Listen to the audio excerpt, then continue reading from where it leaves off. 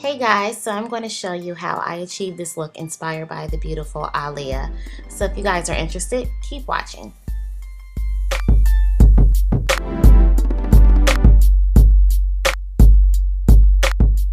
My goal for this look was to, I guess, get as close as possible to the original look, but yet tweaking it to my face and my shade. So starting with the brows, of course, I wanted to create a brow that was very similar to the way Aaliyah's brows were in this photo.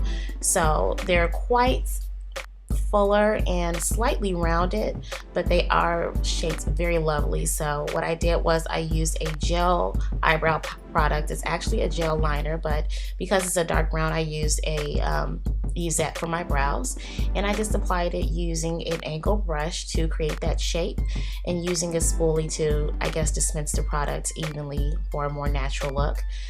On the tail end, because her tail end is a little bit fuller than mine, I used a wet product or a liquid eyeliner to create the hair-like shapes and just to fill it in and make it nice and consistent. To perfect the shape, I used a concealer trick that is completely optional. Some people like it, some people don't. I absolutely love it, so that's exactly what I did.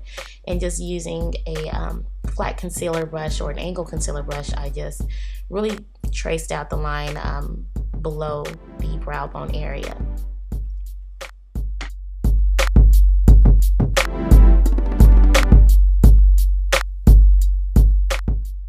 I use that same concealer as my base for today's look. I just want to make sure that the eye color is as flat and consistent as possible. I'm not doing anything that's too poppy as far as the eyeshadow is concerned, but all the details in that line work, as you can see. So I'm going to go ahead and start with applying a white cream eyeliner to the lower rimming of my waterline, as well as like a little peek into the inner corner of the lower lash line, as you can see. And just use any eyeliner that's going to help you achieve that kind of consistent white application. And now I'm going to take a peachy toned shimmery eyeshadow that's very understated. It's a beautiful highlight, as you can see, and I just used a fluffy taper blending brush to add that to the inner corner of the eye space as well as the brow bone area. But I did kind of whisk that color all over the brow just to make sure there is a consistent glow.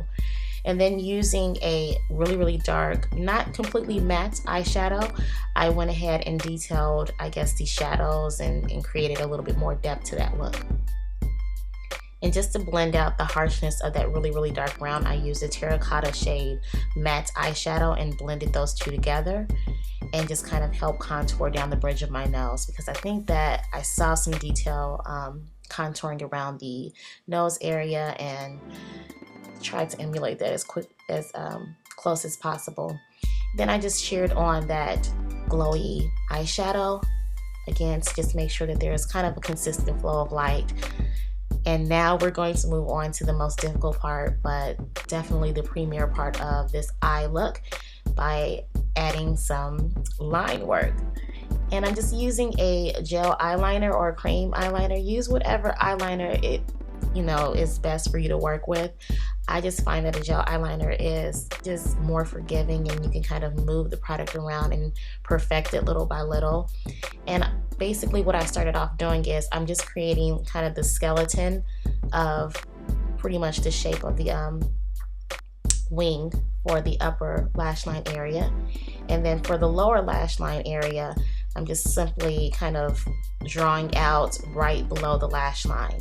And then to the inner corner, we're going to close that area in and just create a small fleck continuing down the bridge of the nose, sort of. And after the skeleton has been created for the upper lash line area, I just filled in that wing. And then I took my time to kind of perfect any crooked lines or whatever. And of course, you know what I'm doing. I'm preparing my eyelashes for my falsies, but you always want to go ahead and add some kind of mascara when you finish off any eye look. So I'm using a really intense mascara. That mascara is completely waterproof. It is 24 hours. I swear by the mascara, it's no joke. I'm pretty much using some pretty natural flared out eyelashes, or nothing too dramatic. So anything that's going to give you that full lush look to your eyes is perfect, as long as it just doesn't overwhelm, I guess, the line work, and you know, doesn't hide what you've done. So I think those are perfect.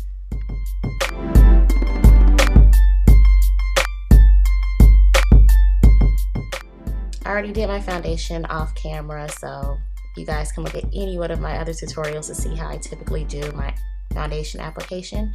But what I'm doing right here is I'm applying a beautiful, beautiful coral peachy glowy blush. I always mess up that word. And it's from Pink Stiletto Cosmetics. I don't have the name of this product, unfortunately, because it has been discontinued. She does have a lot of beautiful, gorgeous blushes on her site in different tones. Some have a peachy or a coral undertone, and you can definitely check that out. Hopefully she'll bring that blush back because it's amazing. But for the lips, I went ahead and tried to get as close as possible, because it looks like Aaliyah's lips were pretty much natural, but there was a shine or a shimmer to it, just a very understated shine or shimmer.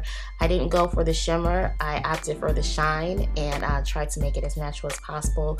So as you saw, I put a really, really light pink color in the center of my lips, and then I rounded it all out with a slightly deeper purple tone glossy lip color over it.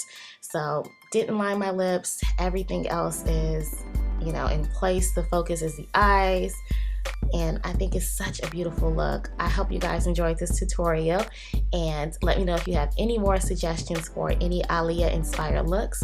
Thank you guys so much for watching, and I will see you in the next video. Bye.